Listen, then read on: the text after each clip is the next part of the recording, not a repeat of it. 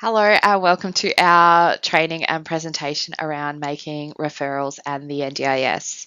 So, for the next hour and a half, we are going to just go through some of the bits that make up a referral for some of our little ones who might be in our services, whether they be in a 3-year-old room, whether they be in a 4-year-old room, what those referral pathways might look like, some things that we might need to consider when we're looking at putting those referrals in, and kind of which pathway do we take, where do we go.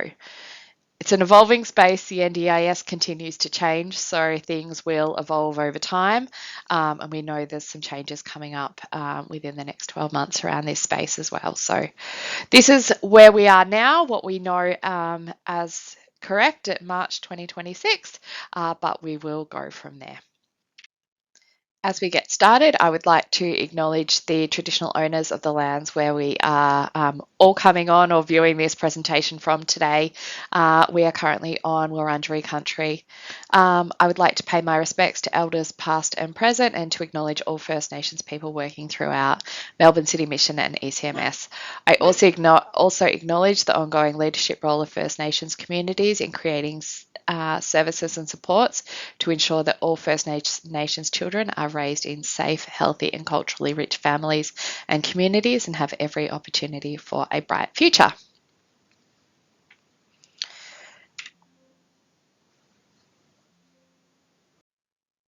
So as we get started, my name is Brooke. I am a speech pathologist working with Melbourne City Mission, and we've been lucky enough to partner with ECMS for the past 7 years in supporting and delivering some SRF supports through allied health. When I am not working in an SRF capacity, I also work with our early childhood intervention team. So we are a transdisc team with OTs, speeches, psychologists. We've got social workers and early childhood educators that work as part of our team collaboratively to support children with developmental difference. And the majority of these children have NDIS plans, or as we'll talk about a little bit further about later in this presentation, some of them are also supported through DET and COS funding as well.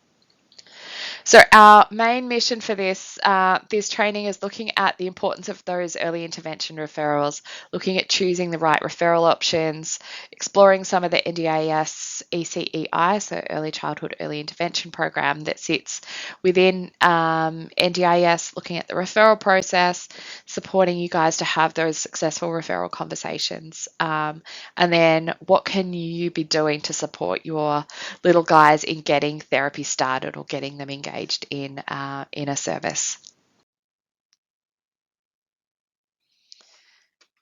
So early intervention is super important, and this comes back to the timing of the referrals that we put in place. So the earlier we get those referrals in, the better the outcomes are for children that we're working with, and it means that we can better support the child's development, we can better support the parent and build their capacity to support their child, and we can also support you guys as educators in this space as well, to build your capacity, or to provide additional supports for these little guys. So the research is there, the evidence is there around the earlier a referral and supports are in place, the better the outcomes can be. It's also worth noting that if we can provide support while our little guys are at kinder, they're at kinder with you guys for 15 hours. They're in there 2 days. We're hoping maybe a couple of the other days of the week they might have some more availability at home for us to be able to support them, to provide some therapy in that space, maybe to meet with family before they hit school. As soon as they hit school, they're there 5 days a week. So no child is their best, especially a little preppy, at 4 o'clock after school, which often becomes the next available therapy time for families to engage with support. So it's just really hard on a preppy. So we've got huge opportunity and availability for lots of kids while they're still at kinder, but as soon as they start school, things become a little bit more challenging, and a little a little bit tricky. So let's have a quick overview about where we're going to refer. What are the two pathways where referrals can happen? So medical being one side. So when we're talking medical, we're looking at the GP, we're looking at doctors or specialists. So we can send off, get them to head to their GP for a general health check. And the GP is often the gateway for that, those onward referrals. So off for a hearing test, for a paediatrician referral, onto ENT or ear, nose and throat if we're looking at adenoids, tonsils, other specialists that might be required in there. The GPs can also set us up on Medicare plans for some allied health sessions as well. So really useful if we can get our kids and families linked in with a GP or doctor. If finance is a concern, let's make sure that they're linked in with a bulk billing GP where there's no cost associated with those appointments, because that often becomes a little bit of a barrier. So that's one side. The other side is allied health. And these referrals look at a few different pathways. So one of them being NDIS, and for our population group, that's the early childhood, early intervention. Community health, allied health is another pathway. So we're referring to like speech pathology or occupational therapy or dietetics or psychology or physio under that community health banner. Medicare also sits under allied health, and you can access through some Medicare plans. We'll talk to that in a little bit.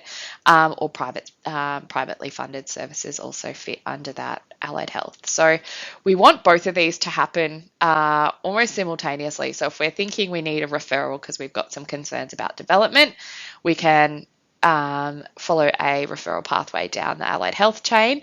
But also, similarly, we want to send them down that medical or that GP route as well. We want to get a paediatrician referral kicked off as soon as we can, because we know the local wait times are extensive. So we might be best case scenario 18 months, worst case scenario 3 years for a paediatrician review. So if you guys are able to get onto that or get that started really early, we're streets ahead by the time allied health might come into the mix. That paediatrician appointment or referral is already made, which means it gets backdated back to that first starting point. So we're months ahead of where we possibly might be. We think further ahead if we're thinking that they may need an assessment for autism or something else. The paediatrician is the gateway to that. So, we need to do the 18-month wait for a paediatrician. Then it might be another 18-month wait for an autism assessment. So totally highly encourage you to get these kind of both happening at the same time. We're not keen on having a wait and see. Let's do a hearing test, then come back and wait and see, because by and large, the chances are that hearing test will come back fine. And then parents have got to kind of reinitiate that conversation with their doctor around things that they might be worried about in terms of their child's development. And they're not comfortable conversations. They're conversations that need lots of courage and lots of bravery and finances to have that conversation and to get there. So if we can wrap it all into one, that is our ultimate aim. So a couple of considerations for referral and which way do we go. And this document is on your SharePoint. So it's a developmental concern referral pathway. And you'll notice it branches off into two bits. So there's a purple area and a green area. I know this is going to be tricky for you guys to see video wise, but we'll also drop the link into the comment section on the YouTube, but it's also in the Allied Health SRF folder on SharePoint if you're accessing it separately. But a couple of things for us to think about is how many concerns or how many areas of concern have we got, and kind of what's the severity of those concerns. Are they just teeny tiny little developmental differences, or are they quite significant developmental differences? looking at the child's age, their plan for attending school, what kind of school setting are we looking at for them, what supports are they going to need, and also looking at the child's age. So there's different kind of referral pathways have different age caps, so that's going to guide us a little bit in terms of how long we might have support for and which pathway we might head down. Local waitlist times for services might have an impact. Family capacity for payment is going to, or co-payment, if there's an area of subsidy, will absolutely have an impact on this. And KISS funding, if this is something that you are looking at applying for these little guys as a really defined pathway, that we absolutely need to head down that NDIS pathway if that's going to be a thing for you. All right, let's start with Medicare sessions. So GP referral is required. They need to set up this referral pathway or this plan. Speech pathology has just had some changes announced in the past week for us as of March 2026. Children now have access to 20 sessions of speech pathology until the age of 25. I think there's some additional assessment sessions on top of that, might be 8. So that's a really big change. For occupational therapy, we might be 5 or 10, depending on whether some classifications in there. Psych up to 10, physio up to 5 per year.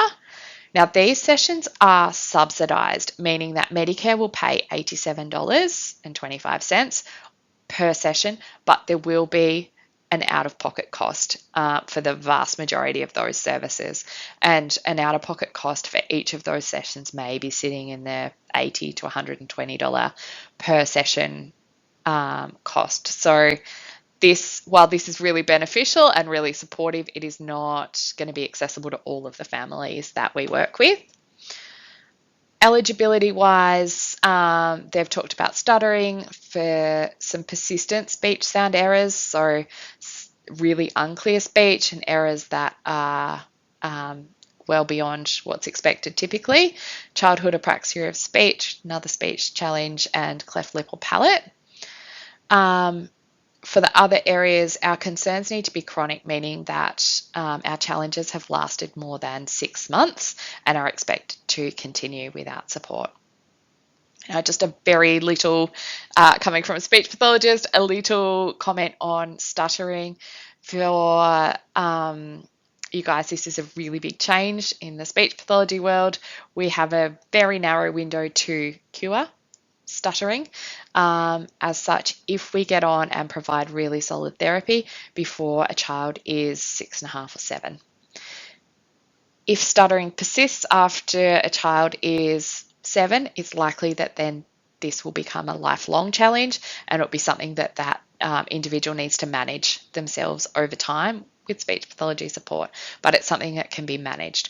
If we get onto it before the child is 6 or 7, means that we can cure it or get rid of it completely. Stuttering has a really high rate of, sorting itself out naturally as well, but anybody with family history, if you've got a child where a parent is stuttering or a sibling might be stuttering, it speaks to needing to get some support. It's likely that won't remediate itself. Boys, for some reason, seem to have more episodes of stuttering than girls. So just a slight little window. If you've got somebody who's stuttering, please fire them off for a speech pathology assessment so that we can kind of get some eyes on them and see whether therapy is needed, because that's a tiny little window. Everything else can be managed without that time window, but that one just has a little bit. Community health, we are talking about the allied health arm of your local community health service. So this is going to differ region to region. So very much encourage you to touch base with your local community health, know what services they offer, know what their wait lists are, because they're going to differ depending on the service. Referral can be usually made by anyone. So family, educators, medical professionals, GPs, everybody can refer in there. Allied health under community health is access to one service. So it could be speech pathology or OT or physio or dietitian.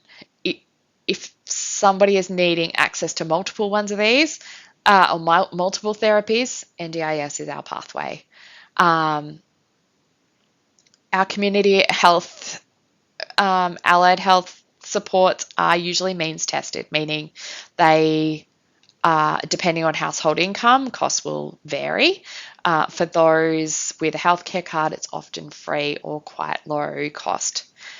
Now, eligibility for community health usually is till these children start school. So 5.5, whenever they start school, is when those services will finish. So I want you to kind of have a think. If we've got a wait list of, say, 8 months, if they're starting school in January, go back 8 months, we're looking at May. If we're referring after May, it's unlikely these guys are going to be seen by community health. So really important that we get things moving as quickly as we can, just so that we can get them seen and we choose these right referral pathways. So we don't want to waste time sitting on wait lists just to be redirected into another pathway. So our advice is to go down the NDIS pathway rather than community health if you can at all avoid or choose that pathway.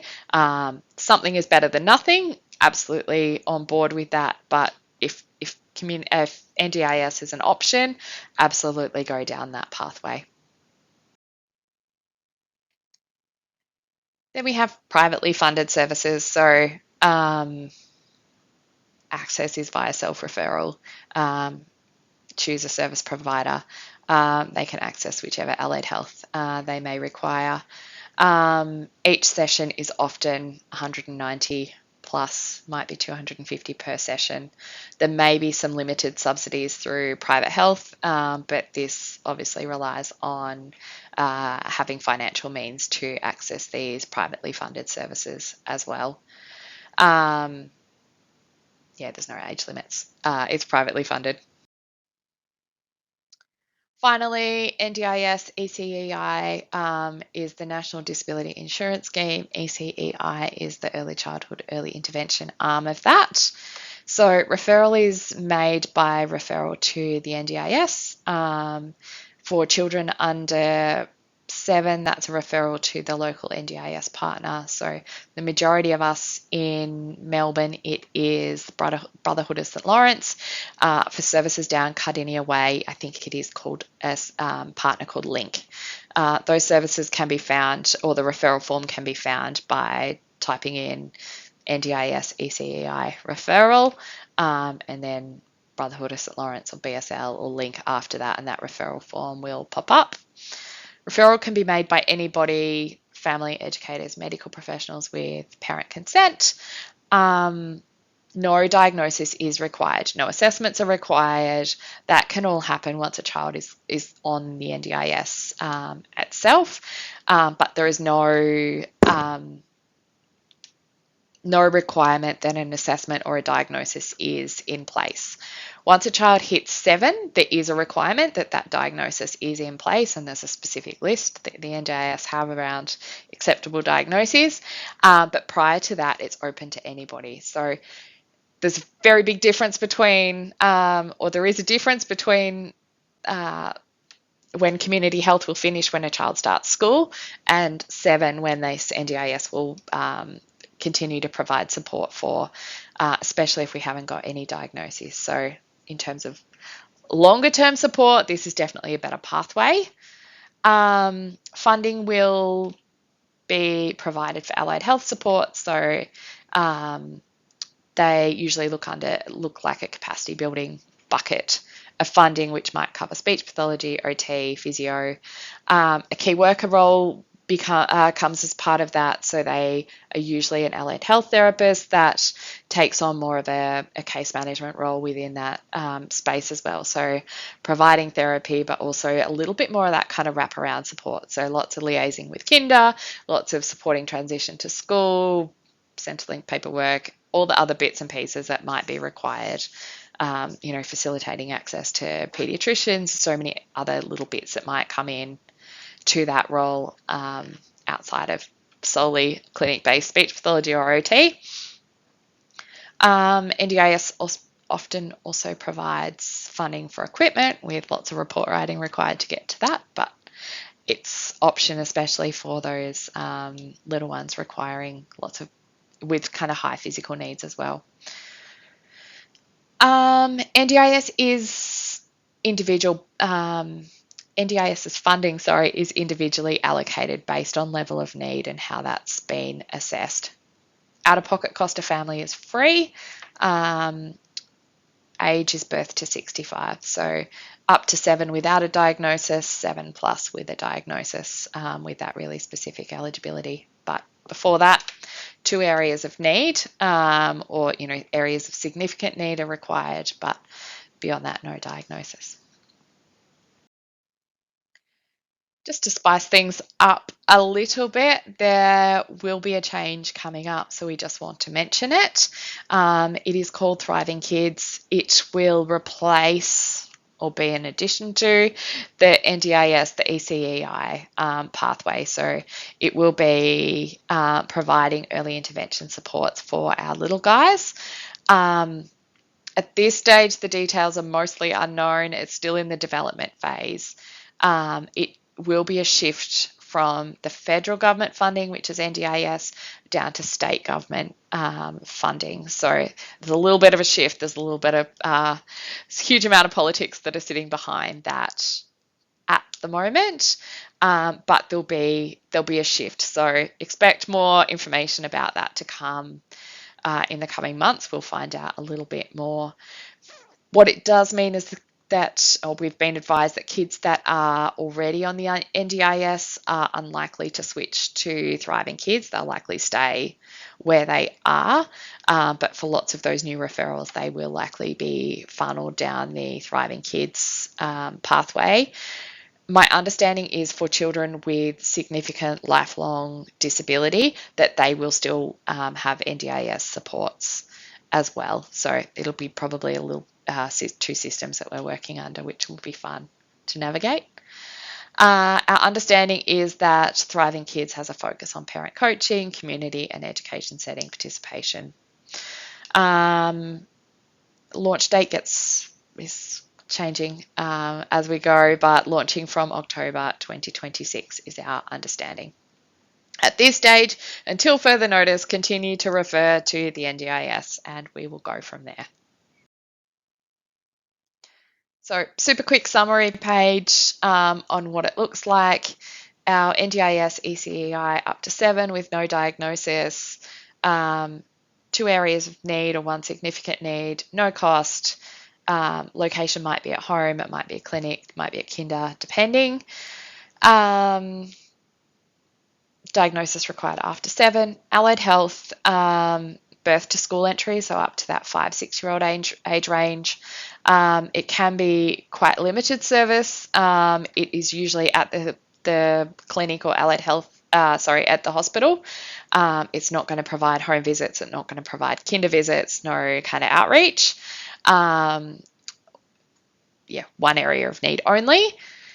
Medicare sessions varied, as we kind of talked about before, somewhere between 5 and 20 sessions ongoing, but there absolutely is an out-of-pocket cost for family, likely going to be clinic. You're not likely to get a travelling therapist as part of those Medicare sessions, but that's requiring GP referral for access. And then private funding, the costs are much higher, but services can be where you need them and you get to do the choosing. So the importance of making the right referral is so crucial. It means timely access to service. It means access to the right services. It maximizes time and those developmental windows for direct child support and family supports. It makes best use of family availability to participate in therapy before a little one might start school 5 days a week. It might give us opportunities for supporting school funding, and just being really aware of like wait lists that can be really long, and maybe some wasted opportunity, or wasted therapy time if we're sitting on the wrong wait list. So this little chart is in the back of our referral pathway document.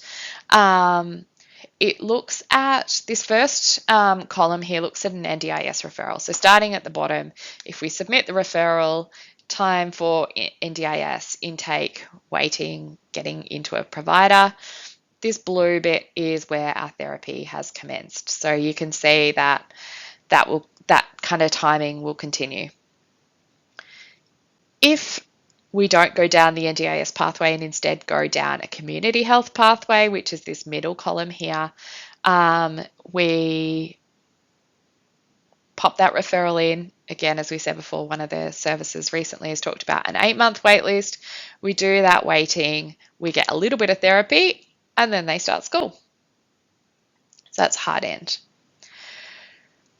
This column over here on the right is a little bit of a combination. So this is what happens if we have made the wrong referral, or we've headed down a community health pathway, and we actually should have been down the NDIS pathway. So we've still done the same referral, we've still done the wait time, we've been accepted, we've been seen for a little bit of therapy, and then we have started school, or we have or community health has recommended onward referral. There is no backdating of this referral. It is going to start from the time that NDIS referral goes in. So we've already done the community health waitlist, and then we have to do the NDIS process. So that is more time, no therapy being provided, and no supports being provided in that time. And then we get to the blue bit of therapy up the top. So you can kind of see the difference that has, in terms of how much therapy can be provided, and therapy versus wait time. The yellow bits are waiting, twiddling our thumbs, whereas the blue bits are therapy. So hugely encourage you to go down an NDIS pathway. If NDIS is not the right service, they will direct you back into community health pretty early on. So aware of how we have these conversations with families and what this means. And I know that we often like to do that soft touch of, let's just get a little bit of speech. It's a foot in the door, which 100% is a foot in the door, but it's a foot in the wrong door. It may be a foot in the wrong door. So if that is the only referral that is consented to, then absolutely let's go for it. But if there's an opportunity to head down the NDIS pathway in terms of the length of service they'll get, the different amounts of service they'll get, the control that they have over different, where they might be seen, kinder visits versus home visits versus only going into the clinic. We strongly, strongly encourage that NDIS referral over a community health, allied health referral.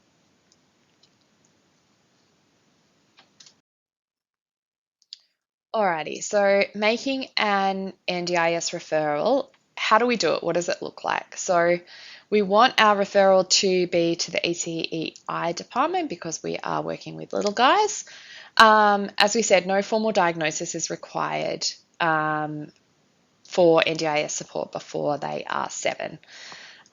We do ideally need concerns in 2 or more areas or 1 significant area of concern. Just have a think about how they correlate as well. If we've got communication concerns, how does that overlap with then social and emotional concerns or physical concerns? How do they overlap? And if we're looking at things like behaviour, about what's driving that, we need to look a little bit deeper around the behaviour is the symptom, but what's driving that? Is that, are we seeking lots of sensory input? Are we seeking connection and communication, but that our words aren't there yet, and that's a struggle? What's sitting underneath that behaviour is where we want to have a little bit more of a look. There may be an interim service that's provided from the Brotherhood of St Lawrence or Link. I think it's called Community Connections or Community Access, prior to full NDIS support coming through, or as a bit of a gateway. They kind of do a bit of an interim assessment and see whether additional support is required for these little guys. And then hopefully that proceeds to an NDIS plan being approved. NDIS is really clear that it won't provide supports that are the responsibility of the health or education departments. An ongoing battleground. So there's lots of areas over there around the physical, cognitive, communication, social and emotional self-care.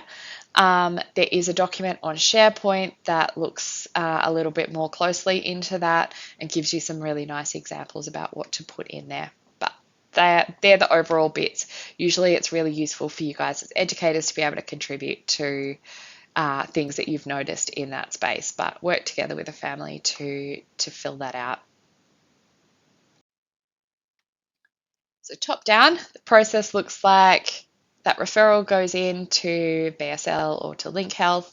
The family are contacted to discuss their concerns and the referral and hopefully arrange a bit of a planning meeting, or at least an initial assessment, eligibility assessment. If there's some really mild concerns, potentially they will be siphoned off to early connections, which will be kind of time limited input. And then either from there or directly, they'll go to an NDIS planning meeting. Hopefully their NDIS plan is approved. It's then back to the family. It's their responsibility to approach therapy providers, put their name on waitlist and engage a therapist. That responsibility comes back to the family. Hopefully then therapy commences, and then NDIS will review goals every 1 to 2 years, goals and attached funding. I want you just to take note of this second point around the family being contacted to discuss the referral and their concerns. A lot hinges here on the family's ability to talk about what's happening for their child and to really to kind of advocate for their child. It's often a stumbling block about where the next step of that referral breaks down. So we've done all the hard work to get the referral in, and then the NDIS calls the family and says, hey, I've got your referral. Can you tell me a little bit more about your little one? And they say, oh no, everything's fine. It's all good. And then that referral is closed. So essential that we communicate our concerns with the family. They really understand that, and they're kind of prepared for that phone call to come through, or to be able to pass on your concerns as well about what are you worried about? Why do we need those therapy supports in place?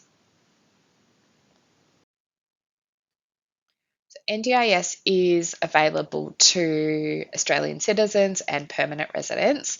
It is not available to non-citizens or non-residents, and this includes New Zealand citizens. There is an alternative. It's not super widely known, but this cohort of children are eligible for supports known as continuity of support, and that is funded under the Department of Education. For those of you who have been around pre-NDIS, it's a very similar model to that. It is available until the children start prep, so up until the February of their prep year, and then services will need to close. That service might be a little bit more limited than what other children might receive under NDIS. It will be hopefully it's likely a key worker based service. The difference is that families don't get choice over where and which provider they will be allocated to. It's kind of wherever there is space and availability. Children with COS funding are eligible for KISS funding as well.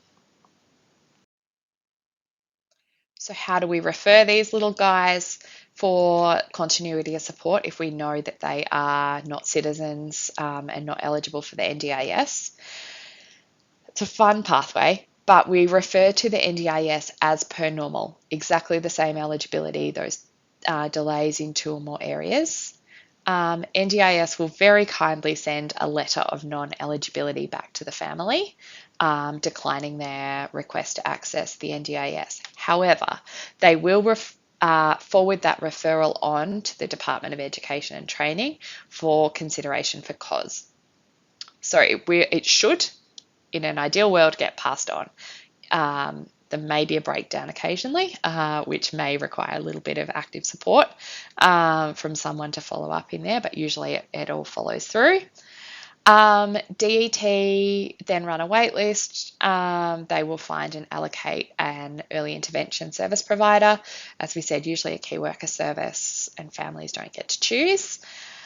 DET will then be in touch with the family, and then services can commence.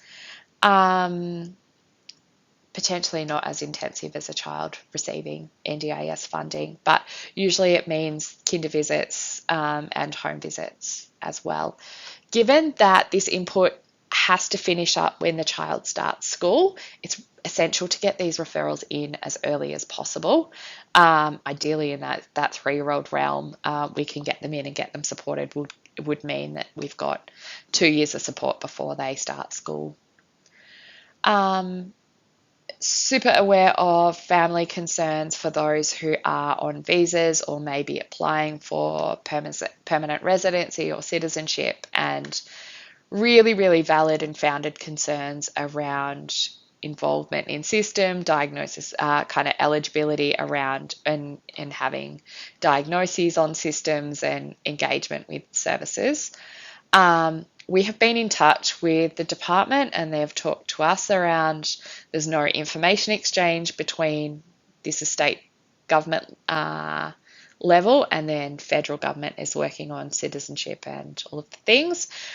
They've provided some verbal feedback to us that there is no kind of communication there. There's no information shared between children that are receiving COS services and being provided up to the federal government around interaction with visa eligibility. However, I haven't seen anything in writing that has come back to us for that. It's a super valid concern for families, and I think we absolutely have to be guided around by them as to what their comfort is in terms of accessing supports for their child. Yeah, highly encourage them to do it and get these referrals in as soon as possible, but just know that it is a real and valid concern for them as well. So time to get your referral in. The referral form, there's a link in here. Also, you can Google BSL ECEI referral form, and the relevant or up-to-date form will come up.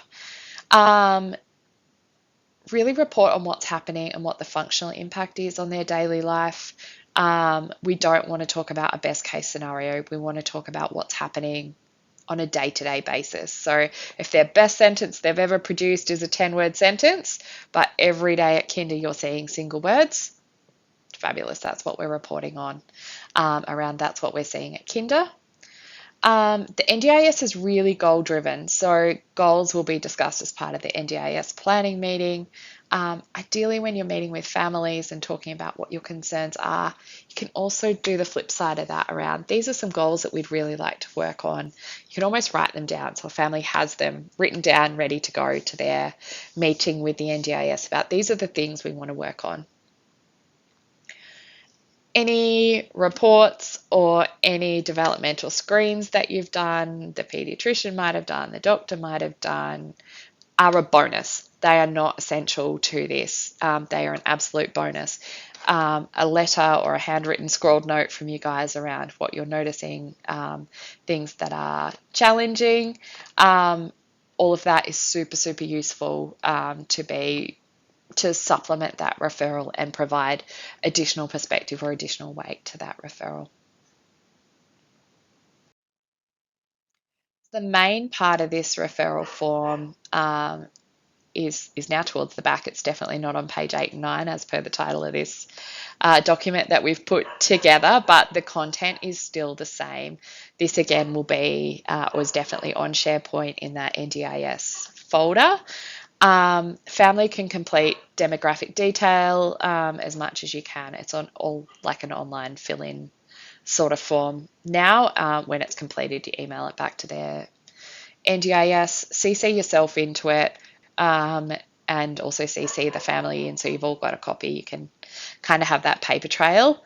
Be objective, comment on the skills, what you're noticing, rather than any interpretation of delay or age appropriateness of the skills. So just talk about, the child is doing, they are walking, they're not yet jumping.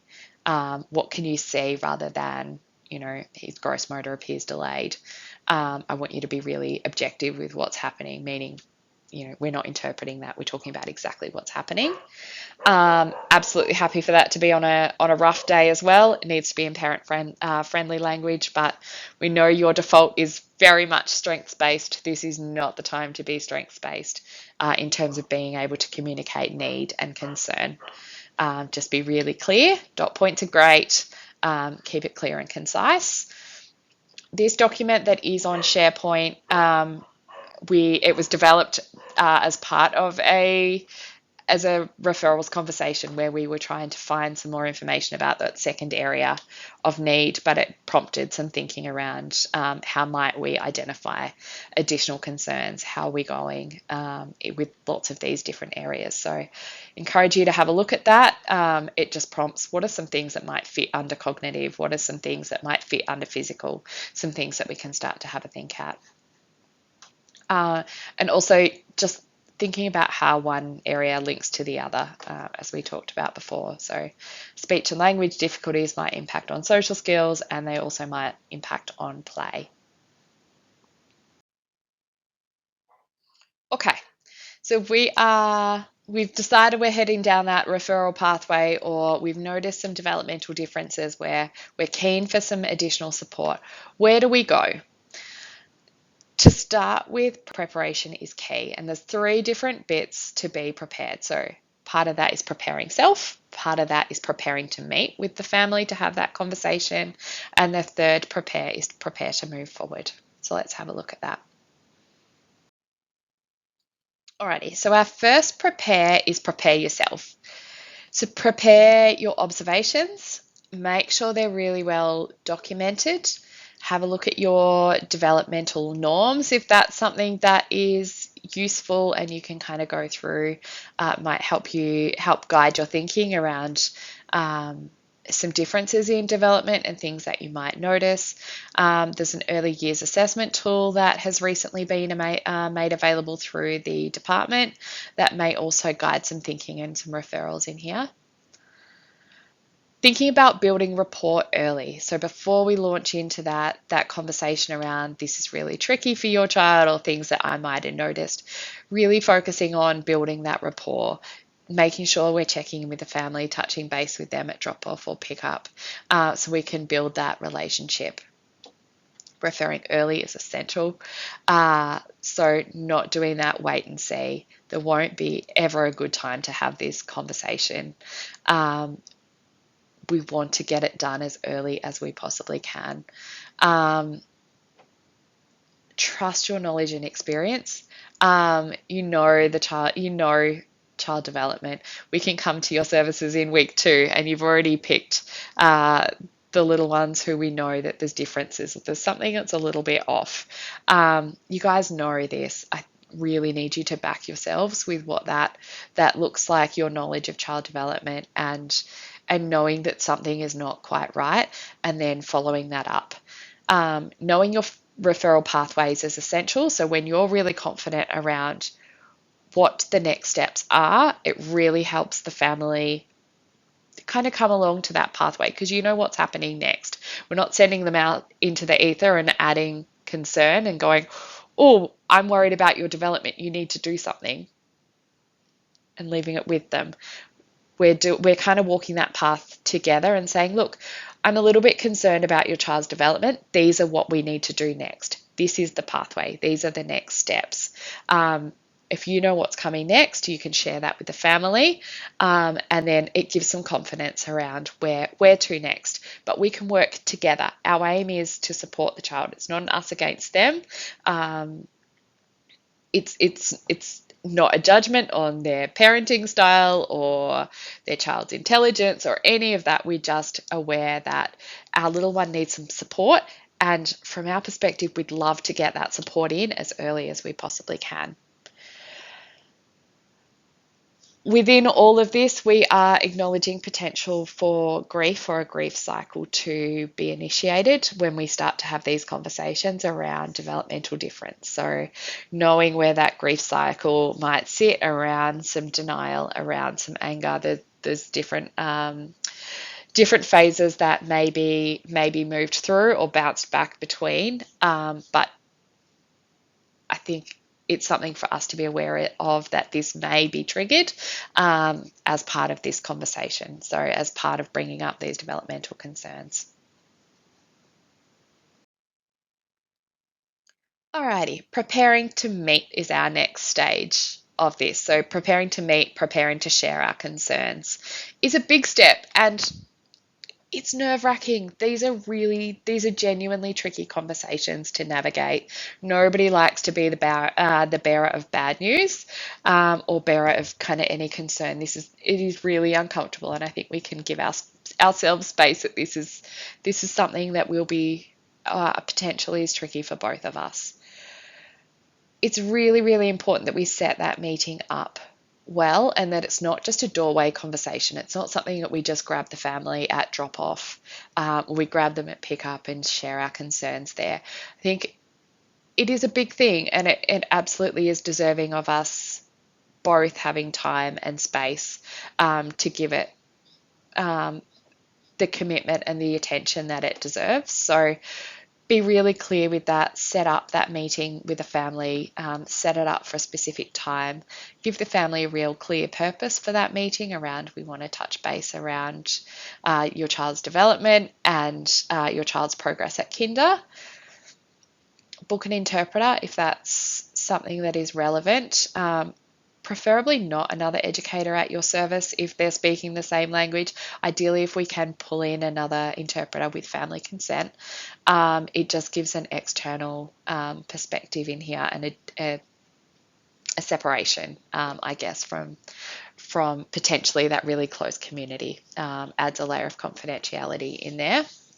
All Graduates is your current ECMS interpreter service. They're available via phone, they're available via video, which would mean we just send them either a Teams link or a Zoom link, and they can join in via laptop. Probably my preferred way of doing it. Or an in-person interpreter booking can also be made, and I think those minimums are about an hour and a half. But absolutely use it. It is there to be used, and absolutely adds value and weight.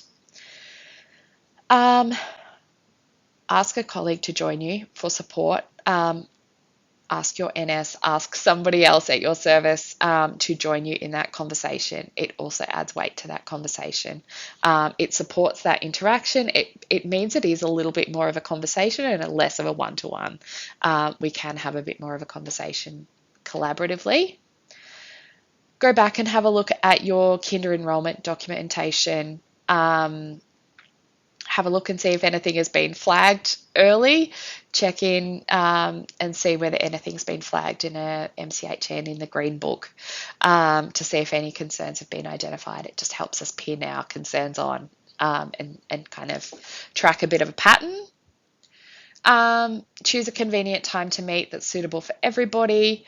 Find a comfortable and confidential space. So find a space, book a room separately, out of where the cleaner might be coming in, cleaning up after a session, or you've got other educators kind of buzzing around.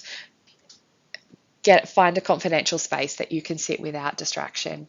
Have your paper, have your referral forms, have your pens, grab your tissues. They may all be required.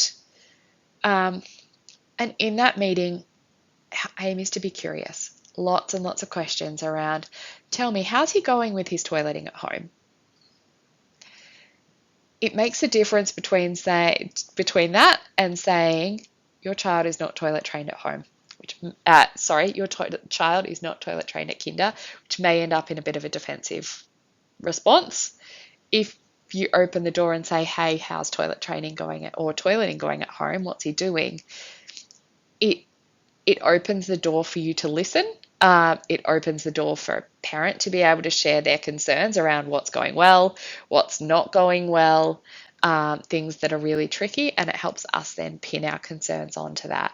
Oh, I've noticed something similar at kinder. Or, oh, that's a little bit different. I haven't noticed him doing that at kinder yet. This is what he's doing. So it gives parents the floor. We know that they are ultimately the experts in their own child. Equally, you guys are spending a lot of time with their little ones as well, but we want to give parents first opportunity.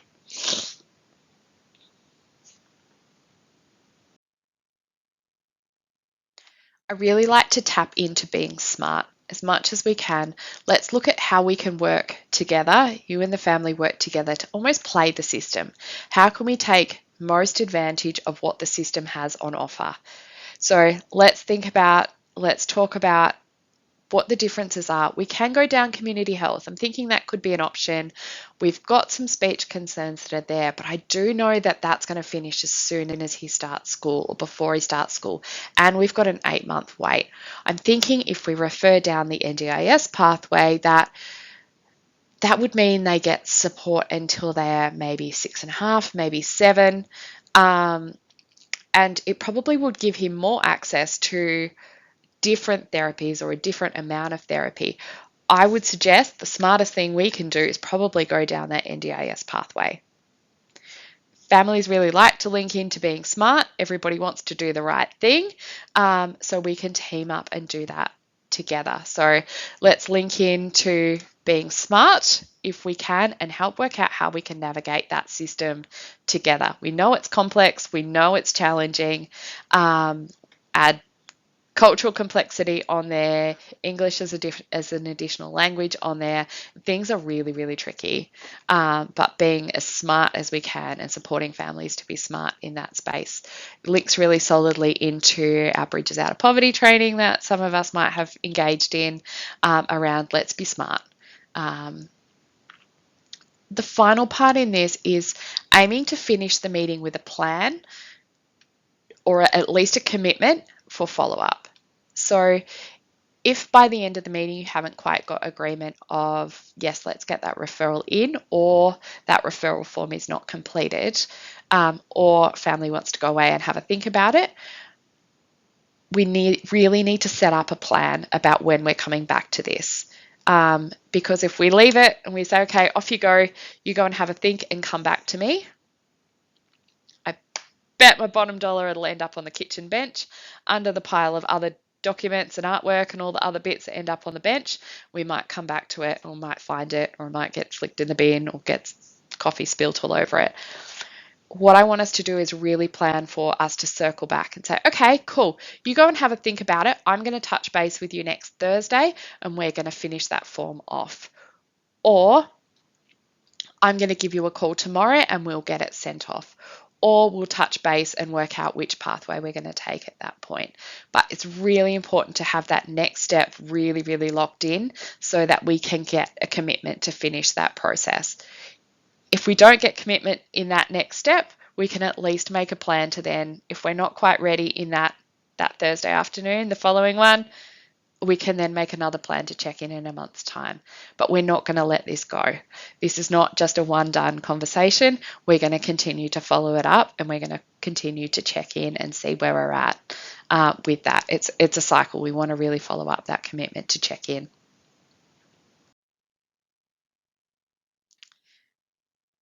So our meeting is nearly wrapping up. So we're documenting those potential goals. As we've kind of gone through and talked about our concerns, what we're worried about, we might be running another piece of paper beside that identifies potential goals that the family can have access to. It might be something that we email to them so they've got an electronic copy, however they work best. But at least when the NDIS ring, it gives them an opportunity to say, these are the things we want to work on. You guys have done the work already. We want to identify the next steps about what those follow-ups are, and we can really kind of divide that commitment as well about, all right, I'm going to finish writing the referral information into this NDIS form. Can you go and make the GP appointment so we can get a referral onto the NDIS? Or you make the GP appointment so we can potentially both get a hearing test and a referral onto a pediatrician. So we're dividing that responsibility up as well. So you don't need to take all of that, but also it's not all on the family. We've kind of both got our own jobs that we're going to go away and do. We'll come back and meet in a week's time. We'll go from there. Ultimately, the NDIS will assess a child's eligibility. So this never ever sits with us. So I also like to sit in that space as well. I'm not saying your child is eligible for the NDIS, but I reckon it's a really good idea if we submit that application and let's see. They will make a decision at that point. If they need to be back in or need to go over to community health, they'll shoot that referral over. But let's see. Let's pop that referral in and see how we go. It just takes that weight of responsibility off you, and you don't need to feel like the gatekeeper to this. As we said, yeah, agree on the plan, parent to sort out the GP, ideally for pediatrician referral and hearing test, you to fill out or complete the referral form, potentially also put a supporting letter together, which will cover off what that might look like in a minute, and then really agree on who's going to submit that referral and when and how we're going to follow up, and what's the next stage after this conversation. Biggest part I love of getting a referral conversation out of the way or getting that referral actioned really early is that we get that initial difficult conversation done, and then from there we get to have a plan. So anything from there is how we're working forwards. We get to talk about goals, we get to talk about strategies that we might need to put in place to support our little guys, but we're not talking about the developmental challenges because that referral's already in place. That bit's been done. So we get to do the next bit, which is the positive bit. It's a solutions-based or next kind of solution step that we get to have going forward, because it's really hard to sit in that constant difficult conversation space. That's really, really tricky. If we get it done, then we get to move forward. What if we meet with family and we've got some different perspectives on where a child is at in terms of their development? If family are not quite on board with that referral, if they're not quite seeing the same challenges that we're seeing at kinder, or they're really, really keen to sit in that wait and see space, what else can we be doing? So there are heaps of different supports out there that might be available to you that give another perspective or another kind of pathway. So a referral onto your PSFO can be really useful for adding that extra body into that space. It's a different perspective who can contribute to that referral conversation. Referral onto MCHN or back to their MCHN or enhanced MCHN, depending on needs of the family. Both of these things need to be done, A, with consent, but B, we need you to give both of these services the heads up about why you're referring them. So the MCHN's not starting from scratch. They know why the family is back here. They know that you flagged developmental concerns and they can look a little bit more closely at that. It might mean that they do a different assessment or they do use a different screening tool within that appointment, given that an educator has flagged concerns. Your SRF has opportunities within that for supporting development. Lots of local playgroups, supported playgroups, things like small talk playgroups can support communication skills and language. Services like McKillop or Uniting have lots of different parenting programs, things like tuning into kids or circles of security, which may be a bit of a gateway or a starting point for some of our families. Be in touch with your local government supports, know what your local council is offering. There may be early childhood pilot programs that are available. There's lots of different bits and pieces happening across the state. Simply encouraging a GP connection can be useful. If we just a general GP checkup might be enough to get in the door. The more heads up we can give these guys about why you're sending the child to the GP or why you're encouraging that, the better. But if nothing else, encouraging connection with local GP. And there may be other local supports available as well. There may be local community groups, there may be local cultural groups that may be able to link in supports as well. As we touched on before, sharing your concerns with other professionals is so valid and adds so much weight to a referral or the reason for an appointment. So ideally, if you guys can contribute to a short letter that just outlines your concerns, one page is more than enough. It can support that referral. It can support action to be taken within that appointment. So make sure your contact details are on that letter. So encouraging further discussion or a phone call. Just be really objective and clear about what your observations have been. Any extra family circumstance that may not be on a referral letter if you've submitted a referral, things like siblings with additional needs, additional family circumstances like social supports or limited social supports, discussion around what supports you might be putting in at kinder, whether that's one-to-one support or eloping attempts, lots and lots of mouthing. Any of those kind of things are a little bit unusual. Additional safety supports that are needed in the kinder or specific one-to-one accommodations that you've needed to make are really useful to include in here.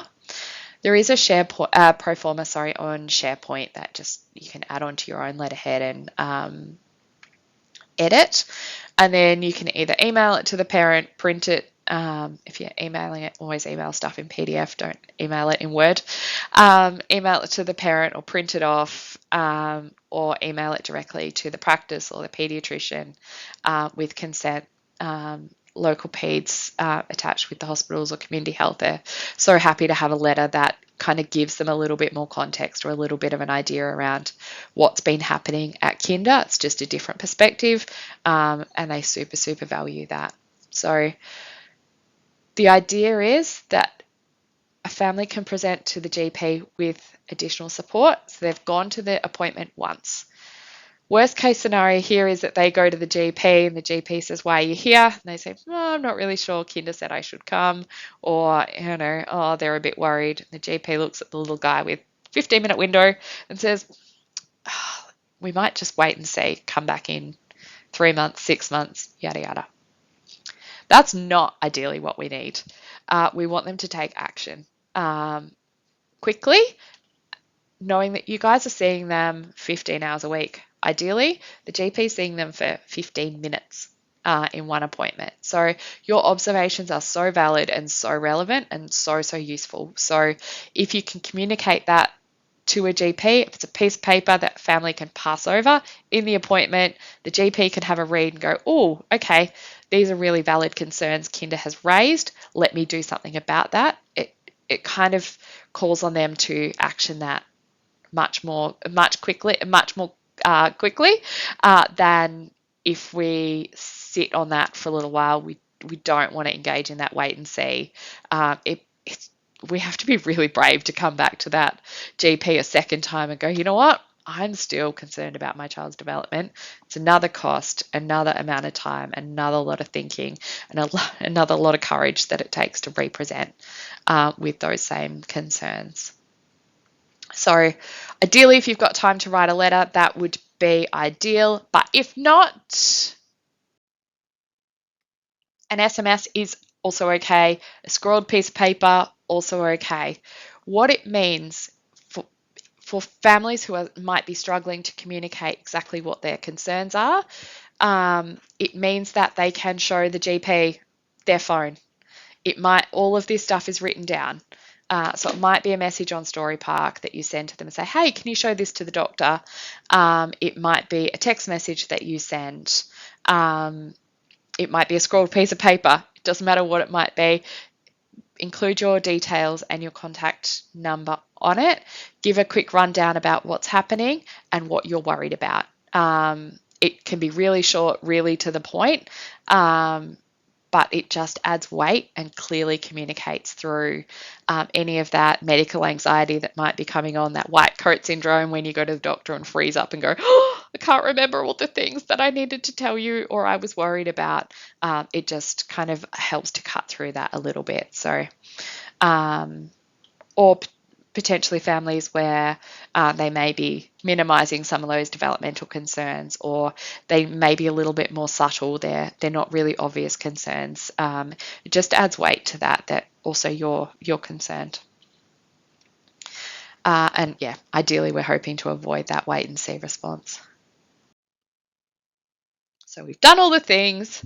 We've got our NDIS referral in. It's actually been received and accepted by the NDIS. Let's have a party.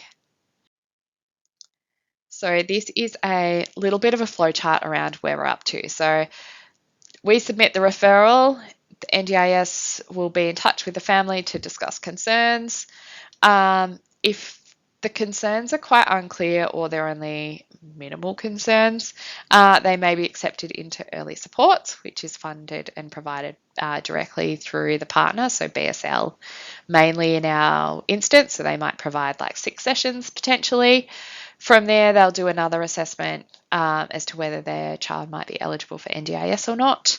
If not, if they're assessed as ineligible or not eligible for NDIS, they may be discharged or referred back to community health. If they're seen for those 6 sessions and significant concerns are identified, or they feel like they meet that eligibility for NDIS, we then go back down that pathway, accepted to NDIS. We do a planning meeting from there, and then hopefully an NDIS plan is received and therapy can begin after that.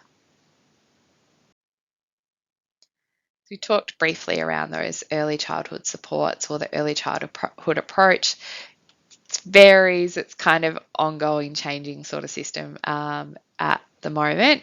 And it can be a little bit unclear trying to find some information out around it. But our current understanding is that it is often delivered by an early childhood trained educator or therapist who's employed directly by the Brotherhood of St. Lawrence. And then during this time, they're assessed, or their eligibility for full NDIS is kind of assessed. So it's where we might need a little bit more information. Parents aren't quite sure. We're just trying to work out what's actually going on for them. A kind of key focus for this little interim support is linkage into mainstream community services. So linkage back into medical arms if we need to, into play groups and other local services that might be available.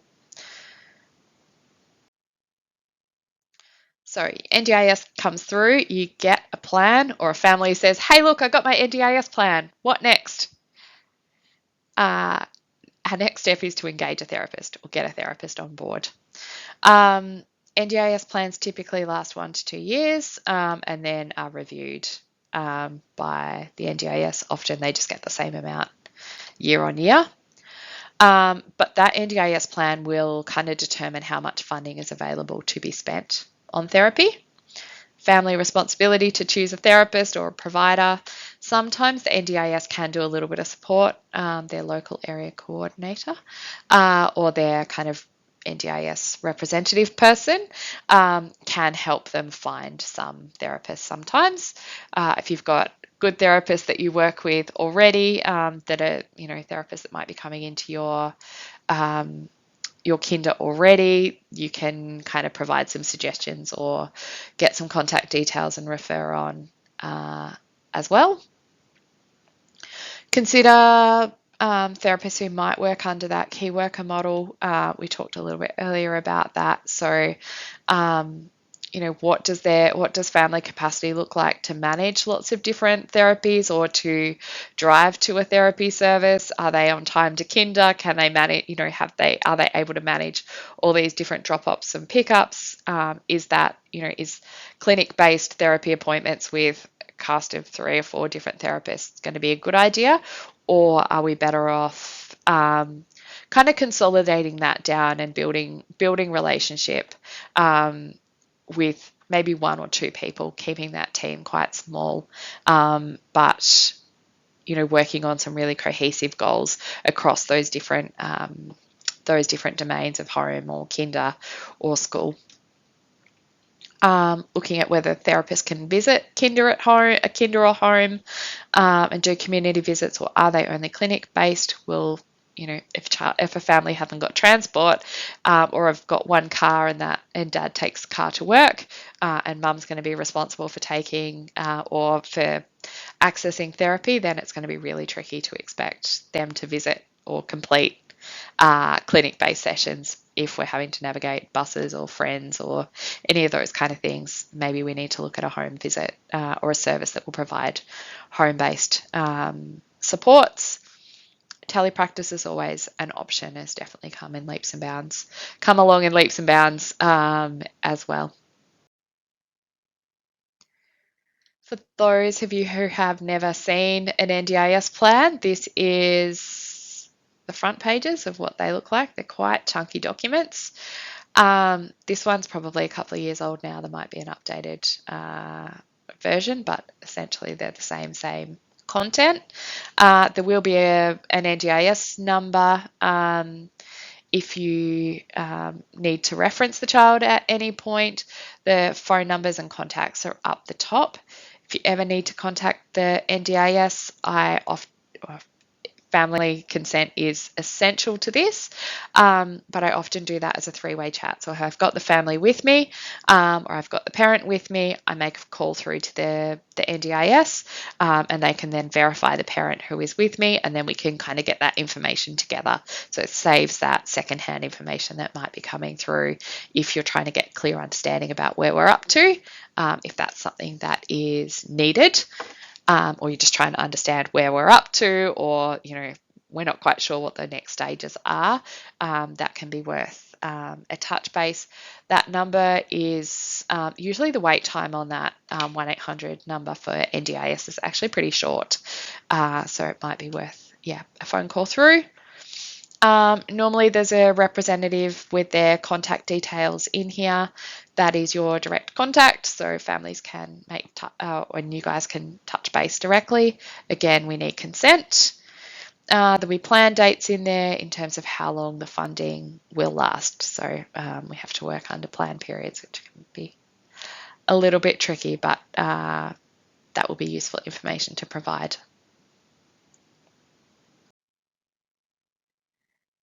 As we get kind of further into the document, it talks about what are the funded supports. So for our kids, for therapy specifically, it's under a heading called capacity building supports.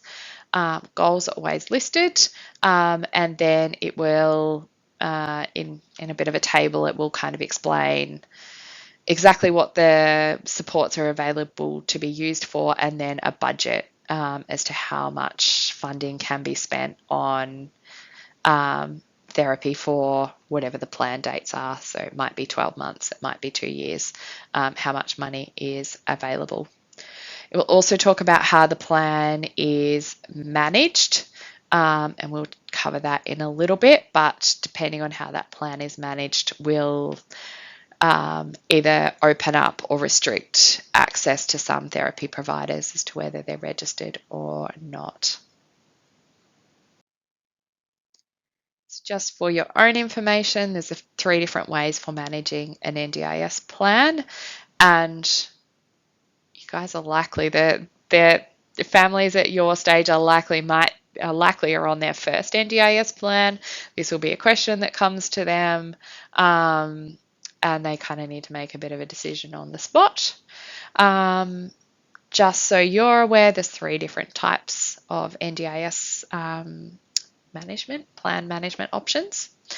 The first is NDIA, so National Disability Insurance Agency managed, which is the most restricted but easiest to use. It means that there's no invoices, money's claimed directly from the NDIS, but the restrictions on this are that it services can only be received or only be accessed via a registered NDIS provider. And that kind of restricts people down. There is a lot of money required to be an NDIS a registered NDIS provider. There's lots of auditing and lots of finances and governance needed to be a registered NDIS provider. Lots of services and businesses are going. That's becoming kind of potentially mandatory in the future, but at this stage there are lots of unregistered providers around.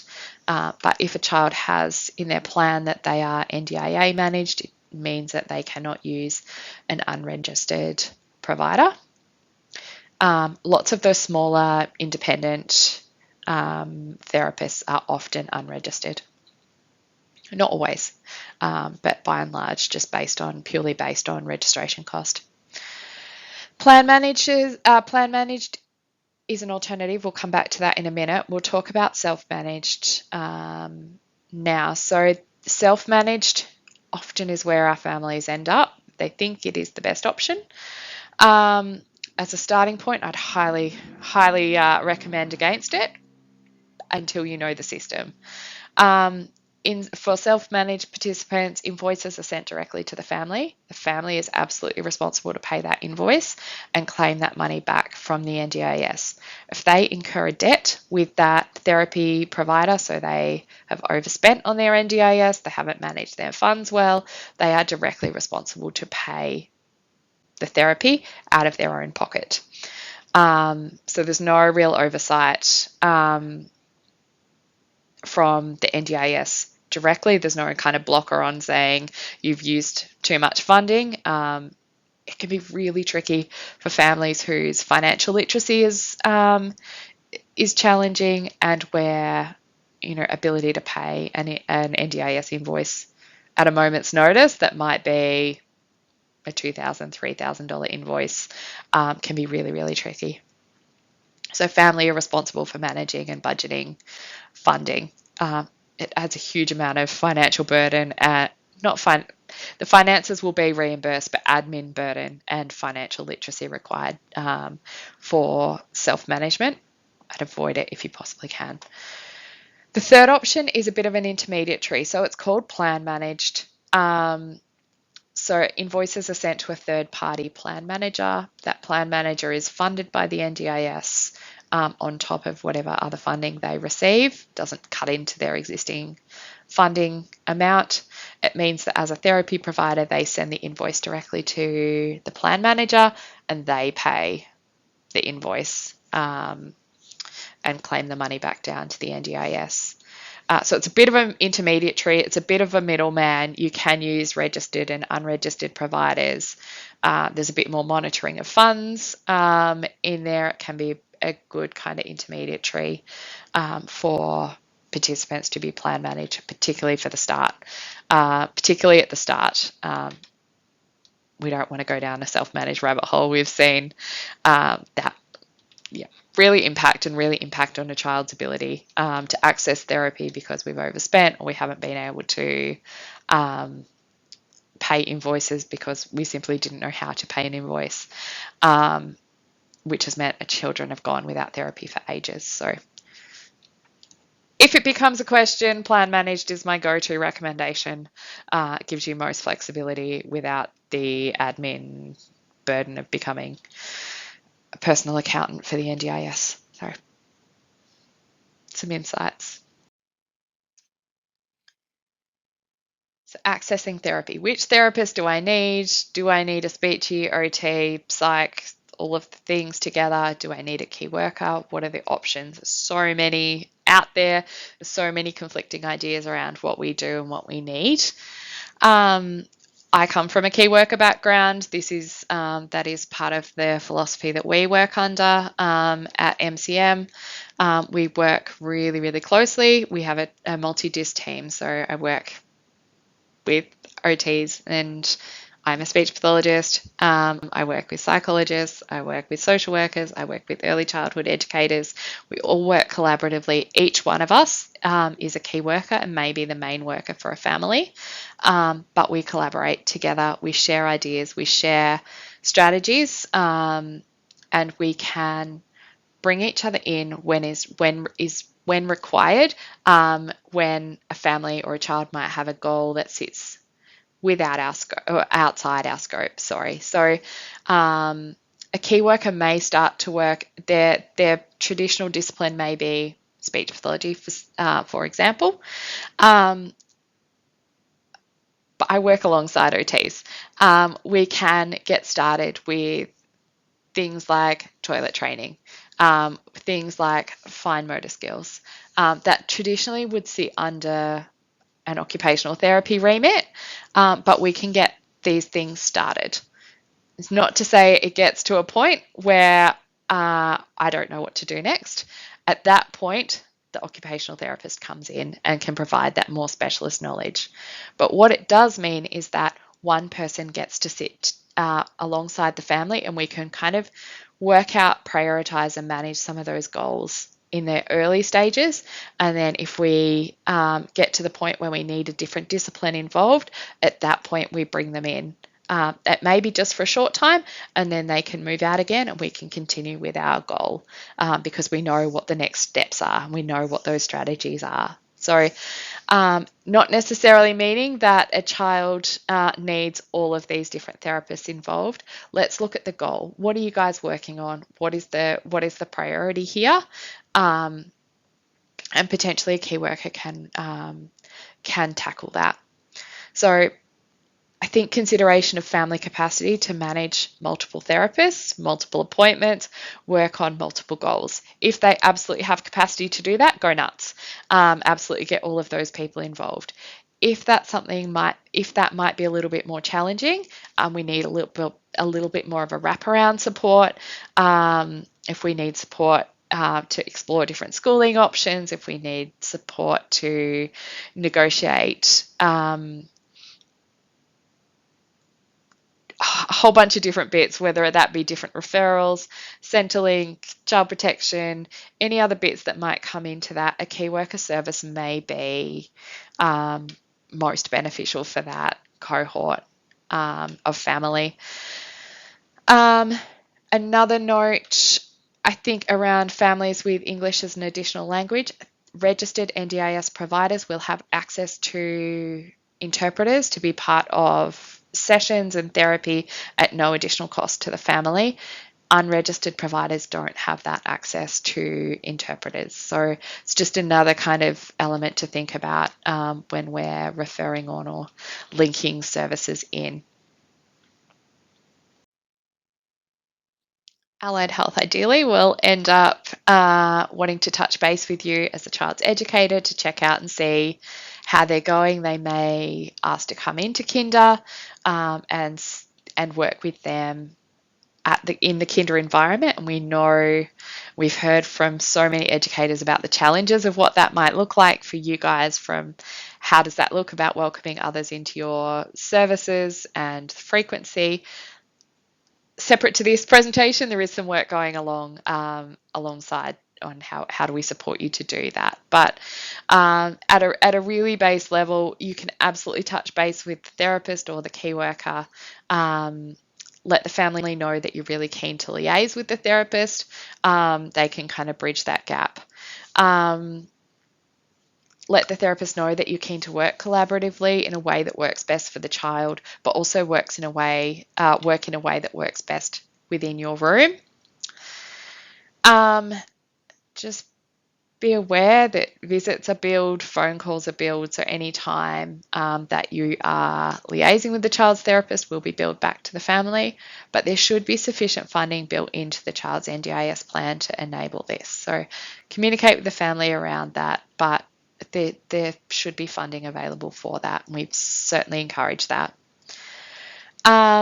Often there is provision for some resources if you've noticed a need, not fidgets, not sensory based. There's rules and regs around that. But if there are other resources that are really required, touch base with the therapist. They may be able to apply for funding for it under the NDIS.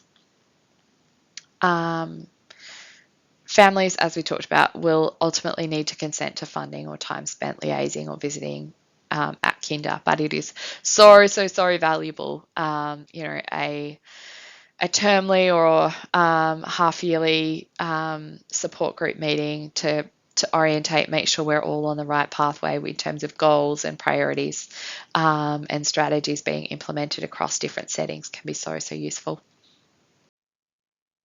All right, we're there. We've done really well. A couple of key things to remember just as we wrap up. Making the right referral at the right time as early as we can is so crucial. We're looking at the 3-year-olds. We really want the 3-year-old in and referred because we know that's going to have most benefit for you guys. At kinder, if we get our 3s referred, hopefully they are supported 4s, and then you guys get to benefit from the work that you put in as well. But any ages, the earlier we can get those referrals in, the better outcomes we will have for some of these little guys. Be really prepared for those conversations, be really objective in those conversations and filling out referral forms, knowing those referral pathways. It's so important. It makes such a difference when you guys know what those next steps are. You're really clear in what those next steps might look like for a family, and that we can do this together. We know these conversations are really challenging, so seek support from a colleague to have a pre-discussion, to be in that meeting with you, with a family, your practice coach, your area manager. There are supports available to you.